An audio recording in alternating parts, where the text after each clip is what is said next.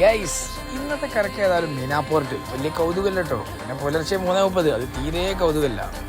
Weekend ആണല്ലോ. ഞങ്ങളൊന്ന് round ചെയ്യാന്ന് വിചാരിച്ചു.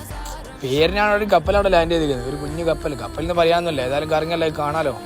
കണ്ട് കറങ്ങി തിരിഞ്ഞ് നേരെ പോരുമ്പോൾ ചായ കുടിക്കാനുള്ളൊരു മൂഡ്. അവിടെയാണ് നമ്മൾ നോട്ട് ചെയ്യുന്നത് ന്യൂ പ്ലാസ കഫ്റ്റീരിയ. നമ്മളൊരു പഴയകാല സുഹൃത്തുണ്ട്, അവളൊന്ന് കാണുകയും ചെയ്യുക, ചായ കുടിക്കുക, പിന്നെ സാൻഡ്വിച്ച് അടിക്കുക. ആ പ്ലാനിലും എല്ലാം അവിടെ പാർക്ക് ചെയ്ത്. ചെറിയ തോതിലുള്ള ബഹളമൊക്കെ ഉണ്ട്. ആളുകളൊക്കെ ഇങ്ങനെ കഫ്റ്റീരിയ ആണല്ലോ, ആ സമയത്ത് അല്ലേ പുലർച്ചയാണല്ലോ. ആളുകളൊക്കെ അവിടെ ഇരിക്കുന്നുണ്ട്, ചായ കുടിക്കുന്നുണ്ട്, ആ ഒരു ടൈം അങ്ങനെ ആസ്വദിക്കുന്നുണ്ട്.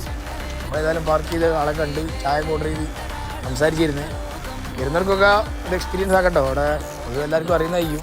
എന്നാലും ഐറ്റംസുകളൊക്കെ അവൈലബിൾ ആണ്. ബർഗർ, സാൻഡ്വിച്ച്, ബൂസ്റ്റ്, ഓർലെക്സ്, കരക്ക്. ഞങ്ങളതൊക്കെ കഴിച്ച് നല്ല ഹാപ്പിയായി തടി തപ്പി സംസാരിച്ച് അങ്ങനെ ഇരുന്നതുകൊണ്ട് സമയം പോയി അറിഞ്ഞില്ല. പുലർച്ചയായി, വെളിച്ചം വന്ന്. പിന്നെ അവിടെ നിൽക്കുന്നതിന് വലിയ അർത്ഥമല്ലല്ലോ, ആളുകളൊക്കെ പോയി തുടങ്ങി. ഞങ്ങൾ